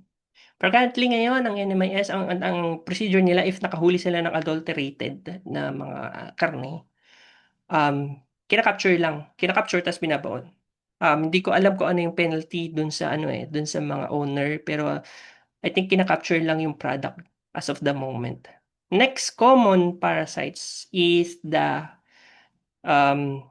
Fasciola hepatica. HEPA, liver, Fasciola hepatica, common known yung mga sheep liver fluke. This is a parasite like flatworm. Ano man, in effect nito yung mga liver ng animal or human, even tayo, It cause yung, ayan, nasa screen nyo, fasciolitis, a foodborne zoonotic disease linked to contaminated water and raw undercooked aquatic plant. Yung mapapansin nyo po mamaya, so pinapadaanan natin, baka isipin nyo po at the end of the training, Sir, ano na lang kakainin ko? O if every food is merong hazard, meron siyang food safety hazard, ano na lang po kakainin natin? Even the processed food, they do have chemical. Paano na lang, ano na lang pwede natin kainin? So later, ano po natin yan? Let us address that kung ano yung mga magandang prevention with regards to food safety, Here, explain ko lang ng mabilis. Unang-unang, nagsisimula po yan sa contaminated water, yung mga aquatic, yung flatworm. Kasi the primary route of human infection is eating raw or undercooked freshwater or plant or yung suso, or the kuhol. And also, pagka napunta yung pag naging contaminated yung water, also yung the drinking water, yung mga hindi din untreated water. So yun, pwede natin siyang maano sa irrigations with the plant, and even makain ng suso. Once we do have the plant or the suso, improper washing or cooking, pwede yung makain natin. Or if di naman makain ng animal, pabalik na naman, pag nakain siya ng animal, babalik na naman siya dun sa soil, water, makakain ng snail, mapupunta sa plant, or makakain ng tao. And then, ang in-infect nito is the liver ng animal and liver ng tao. So, tayo again, as a consumer, how do we check? Visual check if infected po yung binibili nating liver. Kasi sometimes we love liver, Minsan piniprito pa yan. Piniprito. This is the actual liver ng infected flatworm. Ito po yung flatworm. Dito po sila, no, nakabaon po sila dyan. Ayan, nakabaon sila dyan. Hinugot lang yan. So that's the actual photo, no. The symptoms, since, ano to, liver, ano, pwede yan magkaroon ka ng jaundice or liver enlargement, chronic pain under the bile duct kung saan nakalagay yung ano mo, yung liver, since liver yung affected. Also fever kasi meron siyang infection. How do we prevent yung flatworm? Of course, to avoid raw aquatic plant. Again, bawal ka na kumain ng karne dahil meron siyang tapeworm. Bawal ka na rin kumain ng aquatic plant dahil meron siyang flatworm. So do not eat wild water cress or other raw fresh water. We'll have to cook yung mga vegetable, like yung mga boiling kills yung mga eggs nung flatworm. Also, proper washing of vegetable. We'll have to soak greens in vinegar or iodine solution. Also, yung safe water practices. Paano yan? Magpakulo po tayo ng water or filter water from natural sources before drinking. Also, yung liver, ano, since ini-infect niya yung liver, pag may meron tayong liver, we'll have to check yung mga flatworm na gano'n. Pag may mga butas-butas na, huwag nyo na po nating bilhin. Okay, next is, ito sa mga pasyentabi po, sa mga kumakain ng spaghetti, Ascaris lumbricoid. Nung bata tayo, ito yung madalas nating pinapapurga. Minsan yan lumalabas pa siyang buhay, either sa bunganga, sa ilong, or sa kabilang butas. Kasi dinodroga natin eh. Groggy yung bulate. So, pwede yan kasi pumunta yan, ilabas natin sa bunganga. Ang delikado lang is pumunta siya sa baga. Pero nauubo natin yan. Ito yung mga pinaka most common parasitic worm sa human. So, how do we, how has Ascaris lumbricoid entered the food supply? Una-una, contaminated soil and crops with human feces, yung mga tae po ng tao, na mayroon siyang Ascaris na egg. Didikit siya sa vegetables or contaminated water, mapupunta siya sa irrigation. And then, we drink the untreated water, makakain natin siya. Because of, again, poor personal hygiene in handling food. Yung mga farmers, vendor, or cook, hindi nila nililinis yung vegetables. So that's how we can get po yung Ascaris. Also, yung mga raw and undercooked food. Napansin nyo, puro raw and undercooked food. With regards to biological po, Pag biological, laging lumalabas raw or undercooked food. Ayan. What are the symptoms? Depende din again dun sa classifications. Pagka mga early stage po ng Ascaris infections, meron yan wheezing or coughing. Bakit? Kasi mamaya mapunta yan sa baga or maakyat sa lalamunan. Fever or yung mga bloody sputum, Pero napaka-rare naman yun na magkaroon ka ng bloody sputum because of Ascaris lumbricoid. Ang pinakamalala naman na severe cases naman is, ayan na, inaano na lang siya, inooperahan. Then, we manually remove yung mga spaghetti or yung pansit sa loob ng bituka. Again, kung gusto nyo po magpapayat, dito, malnutrition. Because they compete with the nutrition of their host. For prevention, proper washing talaga ang pinaka, when we handle yung mga vegetables, meat, or anything, lalo pag-produce, and also yung safe water and sanitation practices. We need to treat drinking water. We'll have to boil or filter the water and chlorination. Masama kasi yung some of the supply ng water is manggagaling lang din sa body of waters, hindi pinapakuluan. It's better na maging extra cautious tayo with regards to the drinking of water. The third would be the personal and food handler hygiene sa loob ng food establishment.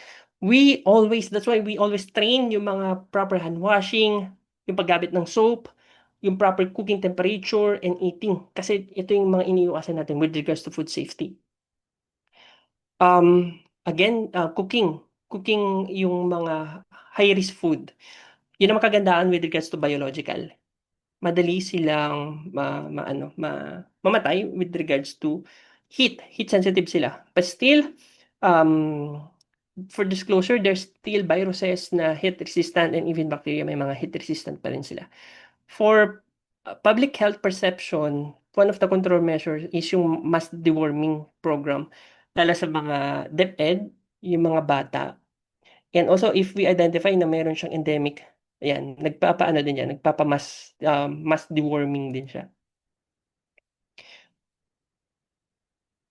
Next naman, since we discussed the most common, kung i-discuss po natin lahat ng biological, hindi po natin siya matatapos.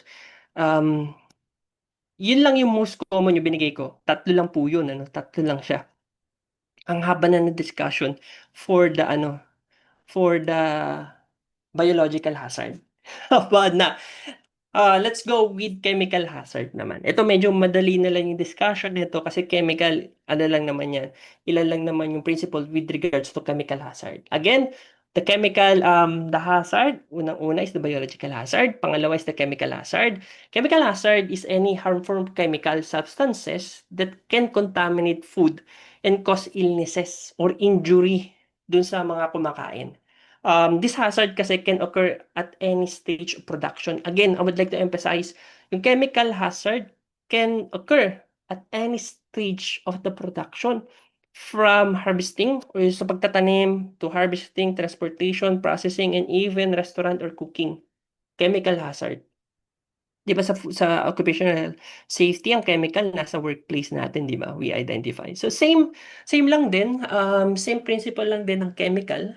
Case study, sino po nakadinig na neto nung sa back in 2015, yung milk tea shop, mayroon mag-girlfriend, boyfriend, pumili po sila sa isang milk tea shop.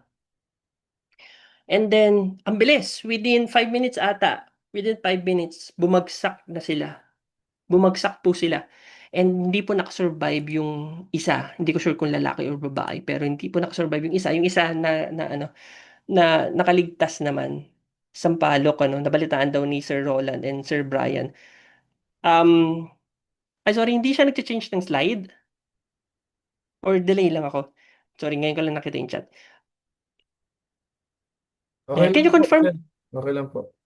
Okay na. Sige, sige. So, yun, nadinig nyo na din naman.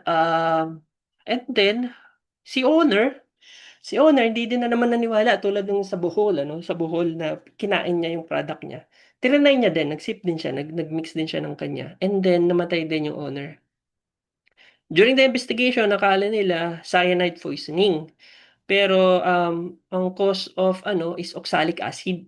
That's a chemical for cleaning ata. So, yun, baka nahalo, hindi ko na nasundan siya, pero baka nahalo dun sa I think, even tinignan pa nila yung paglilinis ng jewelry, sabi ni Sir Ray, thank you for that. Yeah, sikat na sikat yan dati. Sikat na sikat siya dahil doon humihina talaga yung milk tea. Talagang national news. Umabot siya ng national news. So, grabe. That's one of the cases din na madalas ginagamit ng mga food safety bukod sa Bohol. So, I hope, yes, Lambanog din sa Quezon. I hope na pag nagkaroon ng, ito yung mga iniwasan natin.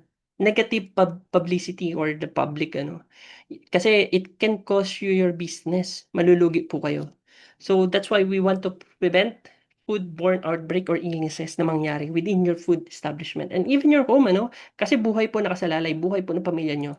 Ayan, that's one of the cases for the,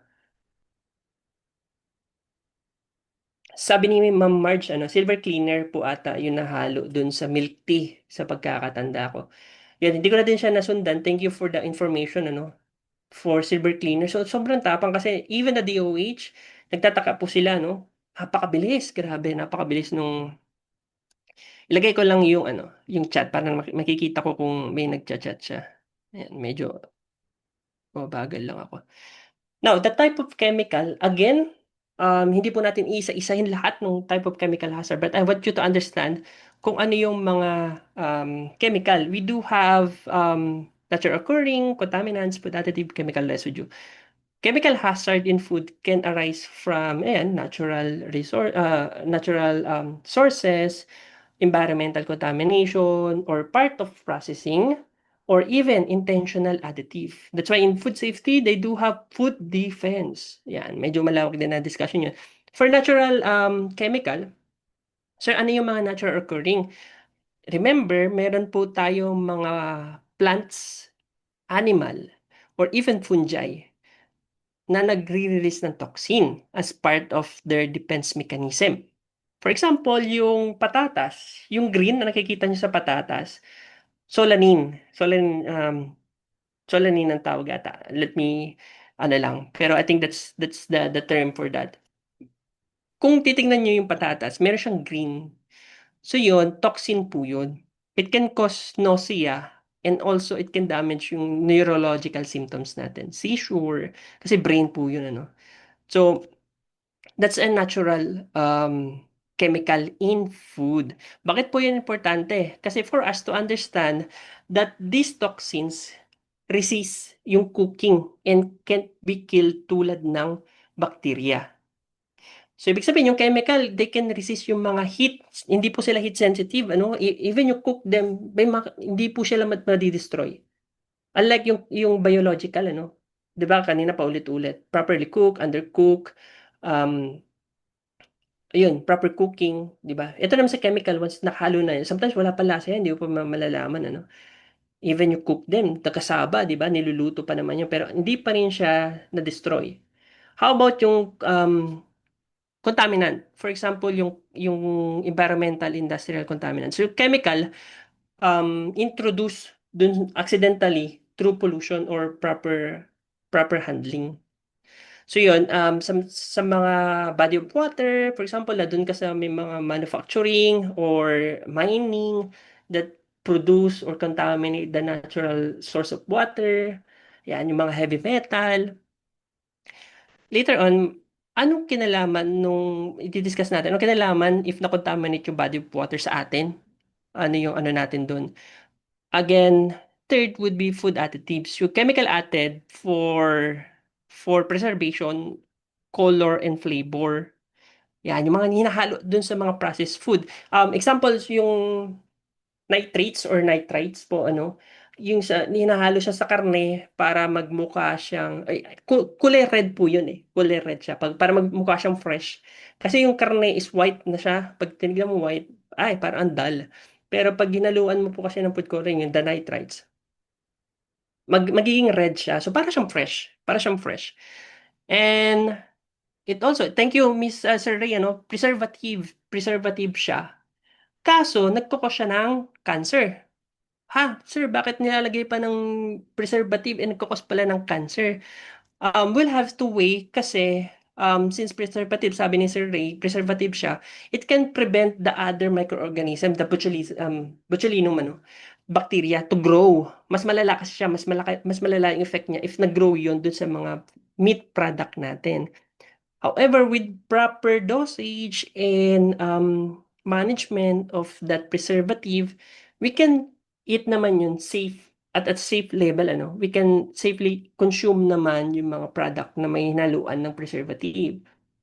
Kasi pag hindi mo siya nilagyan ng nitrites or the preservative, pwede na mag-grow dun yung other bacteria that are more aggressive.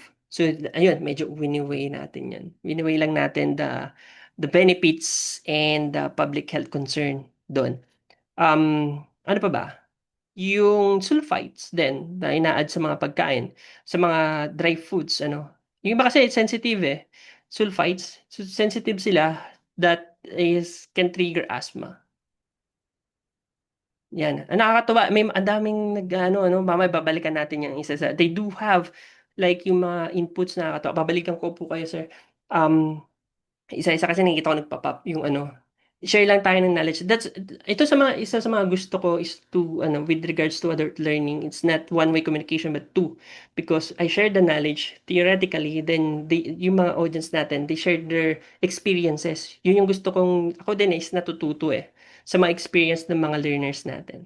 Again, for chemical residue, ano yung chemical residue? Yun yung mga traces of agrochemical or yung mga gamot, mga antibiotic na ginamit po sa mga poultry, ginamit sa mga, kunya may sakit, ano, yung isang, ano natin, yung isang um, meat shop, they declare, ano, na antibiotic free siya. Yung iba naman kasi, talaga pag nagkasakit, nilalagyan siya ng antibiotic. Kasi sa mga medicine, they do have the half-life. Hindi nyo agad yan na ano, nalalabas ng katawan, hindi agad siya nalalabas. So, mayroon certain time na ma-excrete na yung antibiotic sa katawan. Pero sometimes, if premature yung pagkatay, so may mga traces of chemical and antibiotic. That's why nagkakaroon, malaking issue po yung um, bacteria resistant, ano? Hindi na tumatalab yung mga bacteria. Even sa human, malaking issue po yan. Now, for next naman, pasensya na, naglalag talaga yung laptop.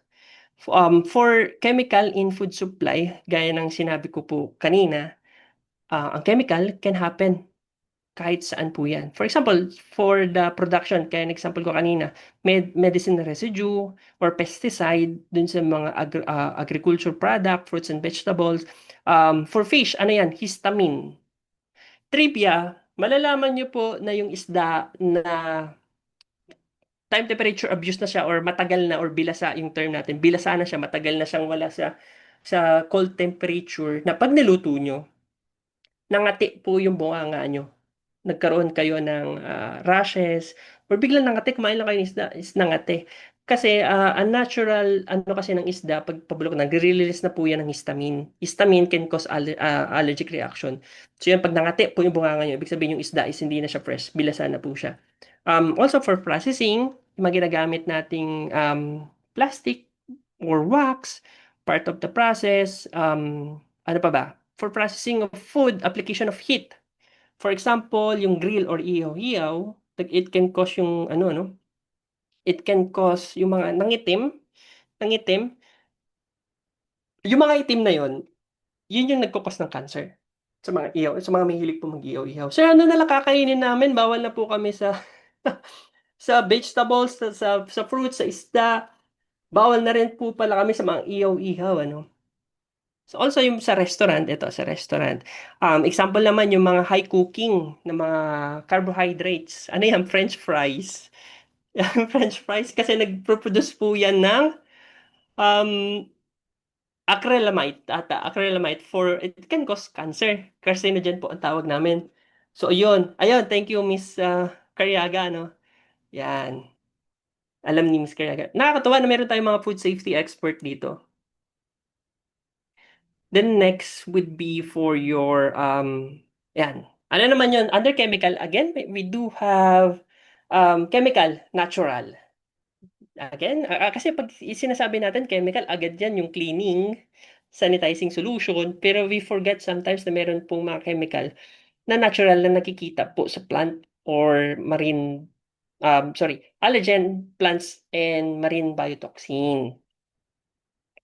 Now, isa-isahin natin yung tatlo na yan. Isa-isahin natin yung tatlo na yan.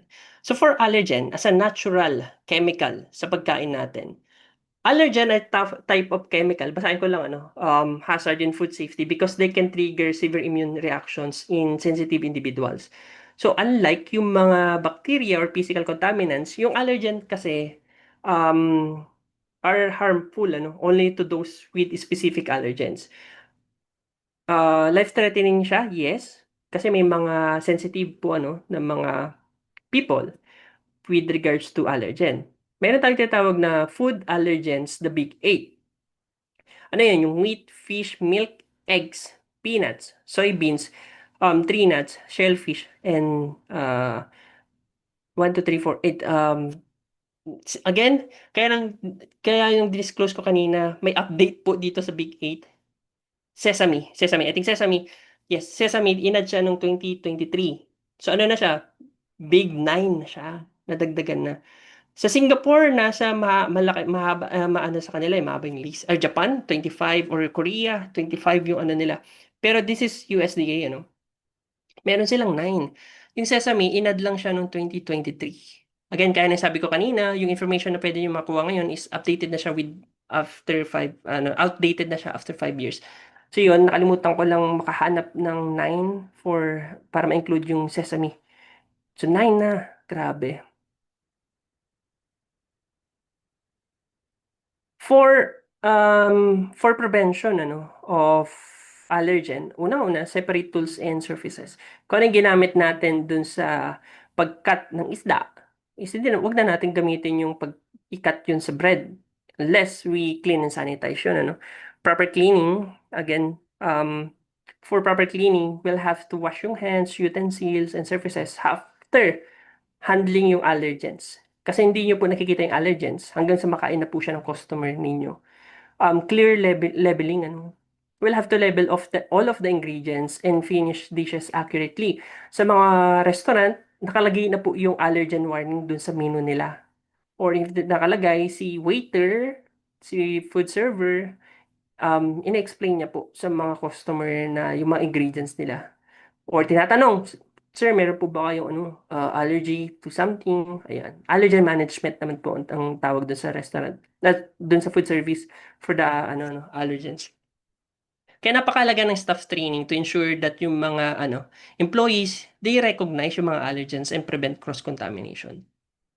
Cross-contact. Also, communications. We always ask the customer kung meron ba silang allergies. And then confirm that sa kitchen. For example, kinonfirm nung food server, sir, may allergy po ako, then i-relay niya po yan sa kitchen. And also, the kitchen dapat they are trained for the allergen management din. Kasi, pagka, even a small traces of protein allergen, pag nakain po yun ng employee, lalo napaka-super sensitive po niya, it can cause fatality, mamaya sumikip yung paghinga. Yan. Wait lang po. Okay. Next would be the toxin. Malapit na po tayo. Sorry, medyo nag-overtime ako. Pasensya na. For natural chemical, ito parang nabasa ko kanina, mayroon tayo dito, yung um, ano ba dito? Ano Tagalog na ito? Ano Tagalog na, can you help me? Kasaba, yung kasaba cake Kamuting kanina. kahoy. Kamuting Ay, kahoy thank you. yata yan. Yes, kamoting kahoy. Sorry, nawala ako. Kamoting kahoy. Balinghoy. Alam niyo ba sa balinghoy, balinghoy yung ginawa dun sa Bohol. Tama. Thank you, Ray, Ma'am Joanna. Yun yung ginawa nila, yung kasaba cake. Ito yun. Cyanogenic glycoside. Are the natural toxin that release yung mga cyanide. Ayan, nakikita ko kanina sa chat, may naglalabas ng kamuting kahoy, cyanide. This is a natural cyanide. Pag hindi po siya properly prepared, ayan, magiging resulta doon sa buhol. Ang symptoms nito is the dizziness, yung headache, nausea, and then yung mabilis na paghinga. Kasi neurotoxic to, seizure or comatose. Then for next slide. Wait lang. Pindot ko ba? Ayan, medyo naglalag po ako, Yeah, for next slide po, last for natural chemical natin is the marine biotoxin. Ito, yung mga toxic compound produced by algae, phytoplanktons. Di ba yung maliliit na mga lamang kinakain ng maliliit na isda, tapos yung maliliit na isda kakain ng malaki hanggang palaki, palaki ng palaki. This accumulate in seafood, also posing a significant chemical hazard in food safety. These toxins are heat sensitive, maski lutuin po sila, andun pa rin sila. And it also cause yung mga severe poisoning in human. Yan yung mga marine toxin. For the red tides, may example po kanina, red tides. Ito, how marine biotoxin enter the food chain, Yung mga red tides, they can multiply rapidly. So, yung mga filter feeding natin, like yung shellfish, yung mga hipon, kumakain nila ng maliliit na isda. And then, yung mga predator, fish, kakainin nila na mayroon silang red tide sa tiyan, kakainin ng malaki. Then, ito dolphin, din naman na natin kinakain human. For example, dito, contaminated na sila, kakainin natin na human. Dun po tayo na food poison because of the red tide. So I would like to introduce you with bioaccumulation and biomagnification. Sir, paano yung bioaccumulation and biomagnification? Napakahalaga po kasi nito sa public health. How do we understand the accumulation of marine biotoxin inside the marine life, Pag sinabi mo yung bioaccumulations, over time, itong si isda, Si isda, dahil yung phytoplankton na kinakain niya is contaminated or may toxin, over time, kakakain niya, nakakakain ng phytoplanktons, naiipon na naiipon yung toxin sa loob ng isda. And then, fully contaminated na siya. Ang biomagnification naman, si filter feeder, the shellfish, nakakain siya ng phytoplankton, toxin, and then kakainin siya ng malaking isda. Over time, kumain siya ng kumain, contaminated na siya, then kakainin siya ng mas malaki, ma-absorb ng katawan. So, ganun yung biomagnifications. That's the two process how we can consume yung marine biotoxin. Sa isda naman kasi, tanggalin mo lang yung tiyan, yung bituka, medyo okay ka na eh. Tanggalin mo lang yung bituka, tsaka yung hasang. Kasi dyan minsan napupunta yung mga phytoplanktons eh. Sa bituka, sa hasang. Sa filter feeder kasi, like the shellfish, hindi na natin tinatanggal yung hindi na natin tinatanggal yung bituka ng shells, 'di ba? Buo na natin sila kinakain. So, mas madalas yan sa mga shellfish natin. For hazard contaminants naman, basahin ko lang, for Codex po, no? Sakto si Sir Edison, parang may sinasabi siya Codex of Alimentarius. Hindi ko lang mabasang, naka-half kasi yung chat ko. Any substance not intentionally added to food or feed for food-producing animals which is present in food or feeds is a result of production. Ito including yung mga operation carried out in crops, animals, and veterinary medicine. Manufacture, processing, and preparation, treatment, packaging, medyo mahaba, packaging, transport, or holding of such food for feeds or as a result of environmental contaminations. So the term does not include yung mga insect fragments, yung mga rotted hair, and other matter. That's based on Codex po. To further discuss, para mas maintindihan natin, what are environmental contaminants?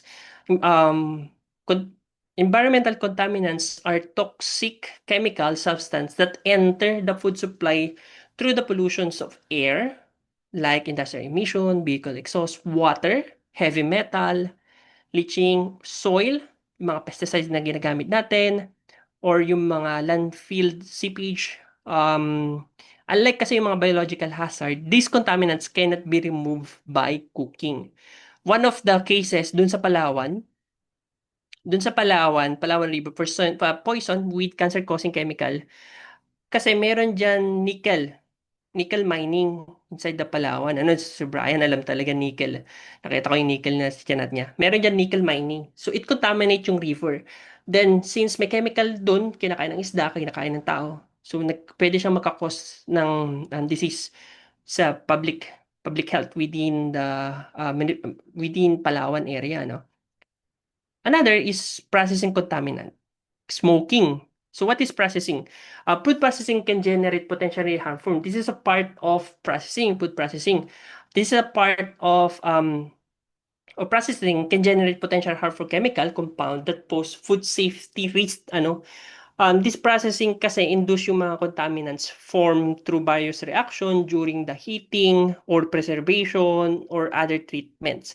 Incomplete combustion can cause PAH. Incomplete combustion kasi can produce yung PAH that can cause carcinogenic sa human pag kinain natin. So how do we prevent? Use of indirect heat for grilling. So yun, tanggalin nyo yung mga itim na part ng mga iyaw-hiyaw. Tanggalin nyo na po yun. Medyo tsagain nyo na. Tsagain nyo na po siya. And then, we need to clean din, ito, yung mga nangingitim na yan. So, kasi, alam niyo yung mantika na, ano ba tawag dito? Yung mantika ng baboy, pag nag-iiyaw ka, so mayroon daw kasi na nag-iiyaw, intentional niyang pinapatakan yung coal, yung baga ng oil of the baboy. So, kasi mabango, para maka-attract daw ng customer. Pero yung bango na yun, that's the chemical that can cause carcinogen din.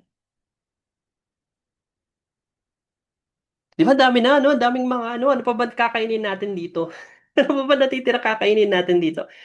This is a good example of contaminant pollution, ano. So, for example, meron tayong industrial activities, yung meron tayong cadmium, lead, kakainin ng mga feeder, kakainin ng isda, and then kakainin natin. That's how ganun natatransfer yung heavy metal dun sa ano natin sa katawan.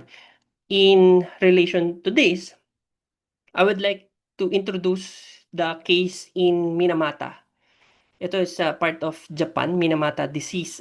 So ito, Minamata disease is a deadly form of mercury poisoning caused by eating contaminated seafood.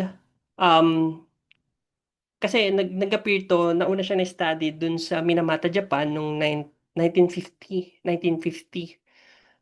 Nung mga chemical sa factory, may mga factory kasi dyan na dinadump yung metal mercury dun sa mismong bay or the river. And then over time, yung toxic nag-accumulate na sa mga isda, which is then consumed by the local residents, yung mga nakatira po doon.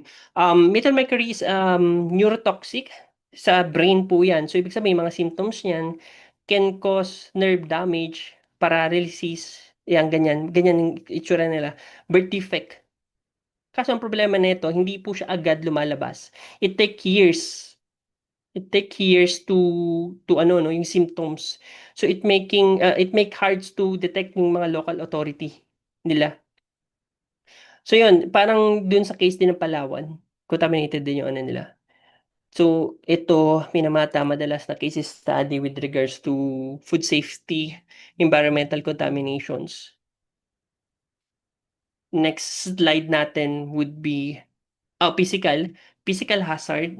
Ilang slide na lang po to, pasensya na. Overtime talaga ako. Physical hazard, ano yung physical hazard? Physical hazard are foreign objects that can accidentally enter the food during production, processing, preparation, or cooking, yung physical hazard kasi hindi naman siya ganon ka-major concern, unlike the chemical and biological hazard. Kasi ang mostly, isa lang naman yung affected dito. Pag nakakain ka ng glass, isang tao. Pero it can be fatal.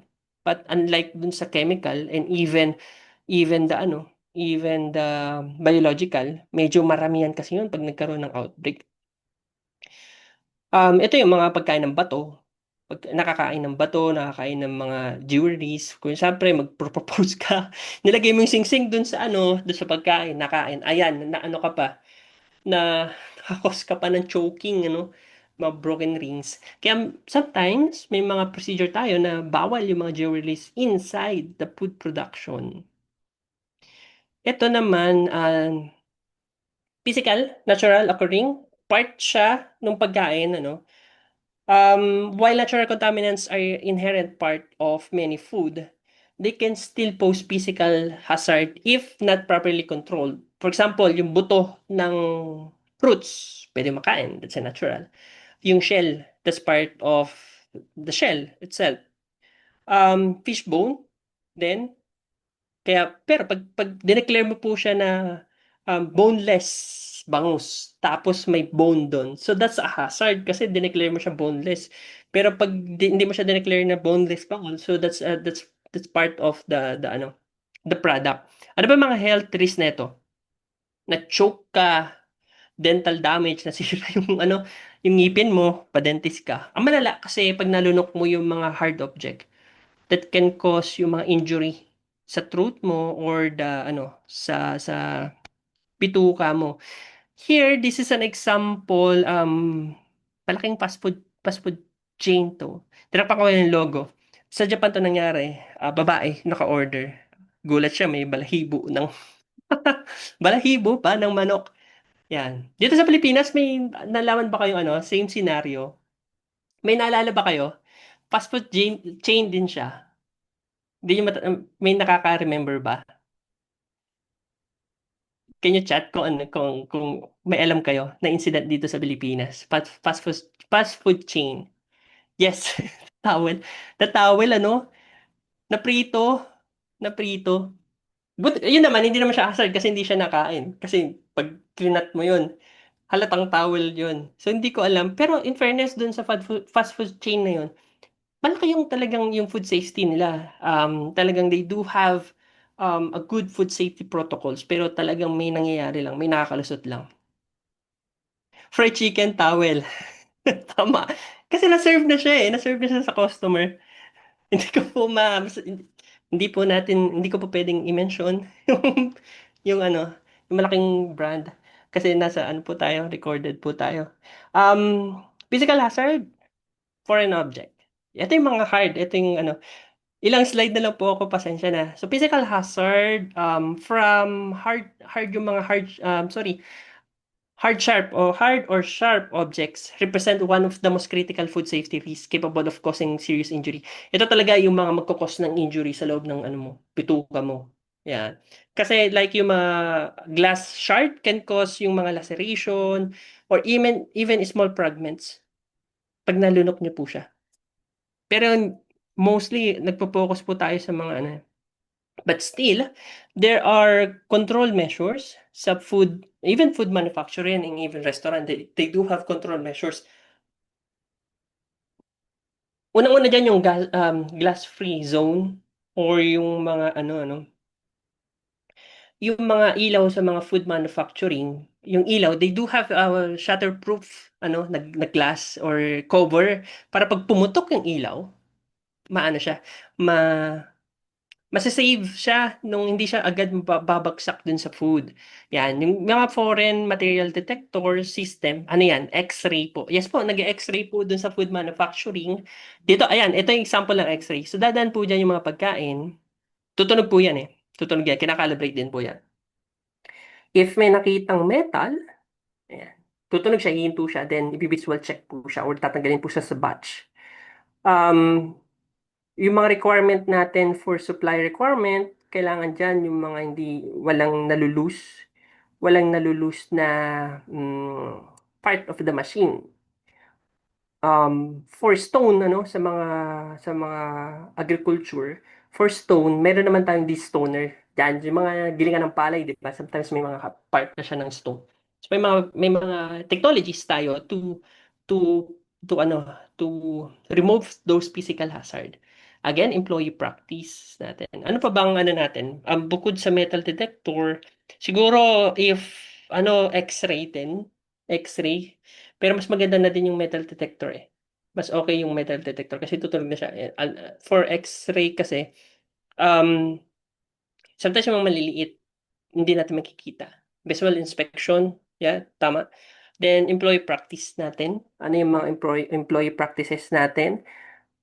For policy, sa mga food manufacturing, wala pong bulsa yung pans nila.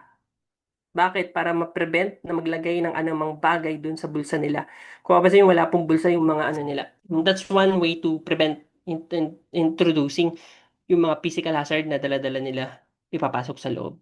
When wala din pong mga jewelries, yung mga hair natin is naka-beard din. Yan, yung mga training natin. Check ko nga yung nagchat-chat. Since this is my last slide po, prevention of control. Loose item monitoring, yes. Even if you do have visitors, papapirmahin nyo sila, i-list doon, kung ano yung mga items na nasa kanila. GMP training, good manufacturing practices for employees natin.